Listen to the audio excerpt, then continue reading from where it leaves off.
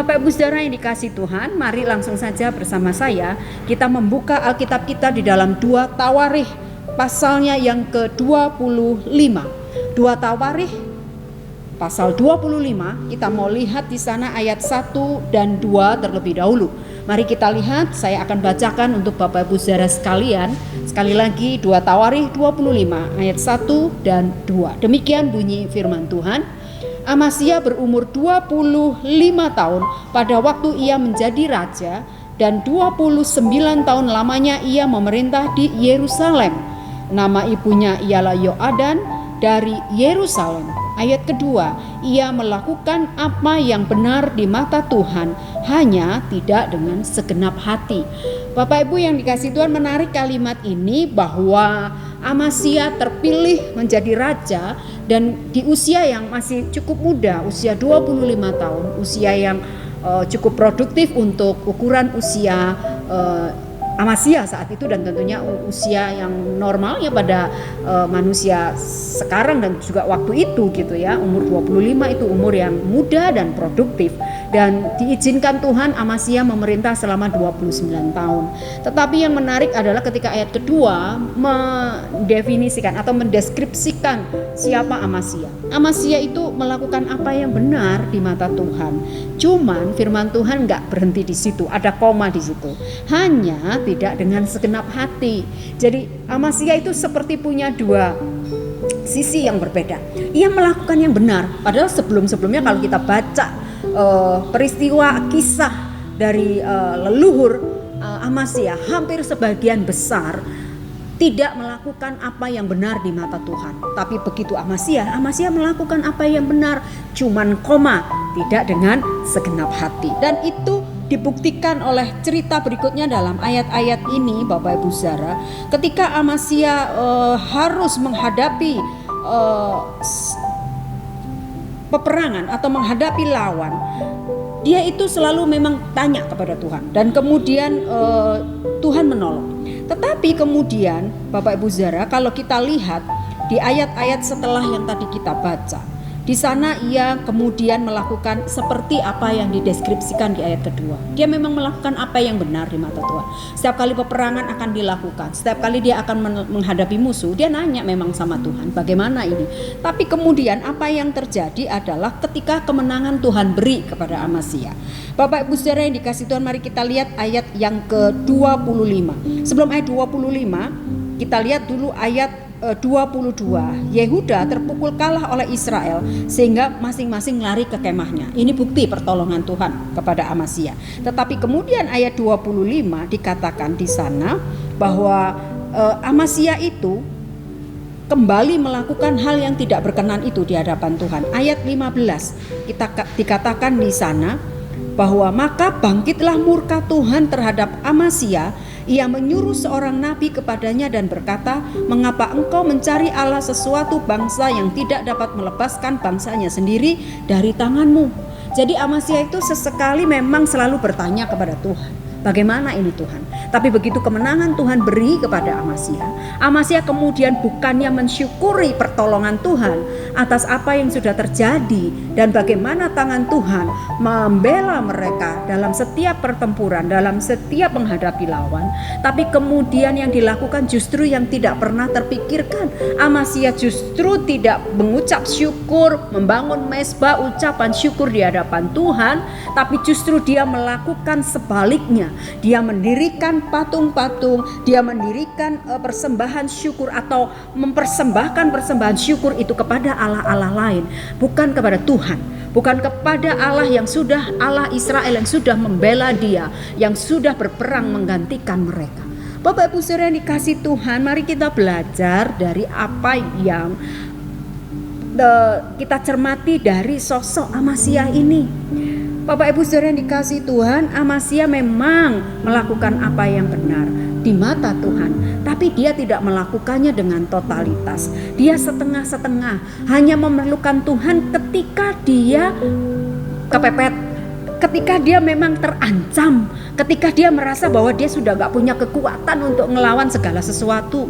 baik itu lawan-lawannya kah atau siapapun, dia libatin Tuhan. Tapi begitu pertolongan itu datang dan membela dia tidak pernah berkata terima kasih kepada Tuhan, tapi justru sebaliknya, dia mempersembahkan, bahkan kemudian dia membangun ucapan syukur itu kepada Allah-Allah lain. Nah, Bapak Ibu Saudara yang dikasihi Tuhan, mari kita belajar dari sosok ini supaya apa yang terjadi pada Amazia, karakter Amazia atau tabiat, bahkan apa yang dimiliki Amazia itu tidak menjadi pola hidup kita juga, tidak menjadi karakter hidup kita juga, Bapak Ibu Saudara yang dikasihi Tuhan. Dan kita tahu bahwa Tuhan tentunya tidak suka apa yang terjadi pada Amazia. Dan kita belajar sekali lagi dari apa yang terjadi pada Amazia. Bukankah seringkali kita juga melakukan hal yang sama? Seringkali ketika kita dalam keadaan terjepit, keadaan tidak berdaya, keadaan yang mengancam hidup kita lari kepada Tuhan, kita minta Tuhan dan kita libatin Tuhan. Kita nanya sama Tuhan, bagaimana ini Tuhan? Tapi ketika pertolongan datang, kita kadang melupakan bahwa pertolongan yang kita dapat kemarin dalam seluruh persoalan dan segala sesuatu yang mengkhawatirkan kita itu datangnya daripada Tuhan. Kita lupa untuk berkata terima kasih Tuhan. Bahkan kemudian kita seolah-olah merasa bahwa apa yang terjadi kemarin, kita lalu daripada segala hal yang menakutkan kita, membuat kita khawatir, terjepit dan lain sebagainya itu ya memang harus terjadi dan kita mampu melaluinya.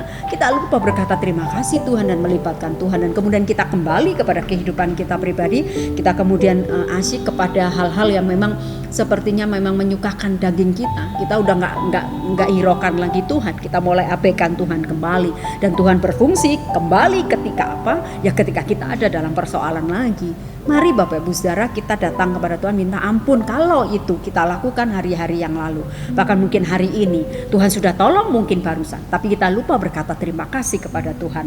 Bahkan kemudian kita lupa, bahkan kemudian kita menganggap itu sesuatu yang biasa. Mari kita belajar dari Amazia. Cukup Amazia Bapak Ibu Saudara yang hari itu berlaku seperti itu mengecewakan hati Tuhan. Kita tidak perlu.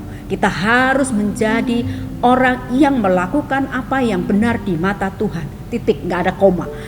Jangan sampai kemudian deskripsi hidupnya Amazia juga menjadi pola dan deskripsi yang sama atas hidup kita. Kita melakukan apa yang benar, cuman koma, hanya tidak dengan segenap hati. Lakukan segala sesuatu untuk Tuhan yang segenap hati, karena Tuhan sudah melakukan segala sesuatu, membuktikan cinta dan kasih-Nya tidak setengah-setengah. Tuhan melakukan segala sesuatunya dengan segenap hati juga untuk Bapak Ibu Saudara dan saya. Apa yang bisa kita beri kecuali ucapan syukur karena pertolongan dan apa yang Tuhan kerjakan dalam hidup kita. Mari Bapak Ibu, kita boleh datang kepada Tuhan. Kita boleh minta ampun kepada Tuhan. Kita boleh berkata, ampuni aku Tuhan jika aku berlaku seperti Amazia di hari-hari lalu. Aku hanya mengedepankan dan melibatkan Tuhan ketika ada persoalan dan sesuatu yang menakutkan hidupku. Tapi ketika pertolongan datang dan lalu, aku melupakan apa yang Tuhan kerjakan dalam hidupku. Ampuni. Mari Bapak Ibu, kita boleh berkata demikian. Jadi biarlah Amazia boleh menjadi pelajaran tersendiri dalam hidup kita. Kita tahu bahwa sekali lagi apa yang Tuhan buat dalam hidup kita itu tidak setengah hati. Tuhan totalitas mengasihi saya dan Bapak Ibu Saudara.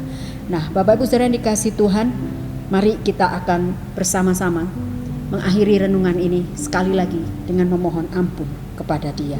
Di ayat 27 dalam 2 Tawarikh ini, 2 Tawarikh 25, firman Tuhan mengakhiri rangkaian perikop ini dengan pernyataan bahwa sejak Amazia menjauhi Tuhan, orang mengadakan persepakatan melawan Dia di Yerusalem. Sebab itu larilah ia ke Lakis, tapi mereka menyuruh mengejar Dia ke Lakis, lalu dibunuhlah ia di sana. Tragis dan sia-sia rasanya bukan apa yang sudah Tuhan kerjakan dalam hidup Amazia. Dan karena Amazia mengabaikan Tuhan dalam hidupnya, maka pada akhir daripada hidupnya dia dibunuh di Lakis dalam pengejaran dan persepakatan yang dilakukan oleh semua musuh-musuhnya.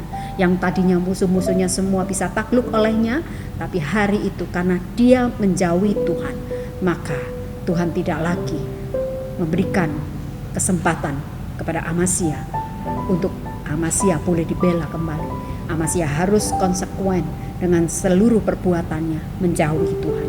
Kiranya kebenaran ini boleh menolong kita. Jangan pernah jauh daripada Tuhan, tetap dekatlah kepada Dia, dan jangan pernah lupa berkata terima kasih untuk segala hal yang Dia buat dalam hidup kita.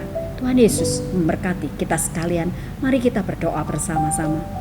Bapa dalam surga, terima kasih untuk apa yang boleh kami dengar. Pelajaran sekilas tentang Amasya. Tuhan, ampuni kami jika kami kadang seperti Amasya. Kami hanya melibatkan Tuhan dan bertanya kepada Tuhan ketika ada situasi sulit menghampiri hidup kita. Tapi kemudian kami melupakan Tuhan dan kami lupa hanya untuk berkata terima kasih Tuhan. Kami bahkan melupakan kembali Tuhan dalam hidup kami. Kami berjalan menurut jalan kami sendiri. Bapa, ampuni kami. Terima kasih untuk kisah Amasya boleh menjadi teladan dan juga menjadi inspirasi buat kami untuk hidup kami benar di hadapan Tuhan. Tidak setengah hati seperti Amasya. Dan kami lihat firman Tuhan mencatat bagaimana hidupnya menjadi sia-sia, mati di tangan para lawan-lawannya. Bapa, ampuni kami sekali lagi. Terima kasih untuk kesempatan demi kesempatan yang Tuhan masih beri. Kami bersyukur Tuhan untuk segala kebaikan-Mu. Terima kasih Tuhan, terima kasih. Dalam nama Tuhan kami Yesus Kristus kami berdoa. Haleluya. Amin.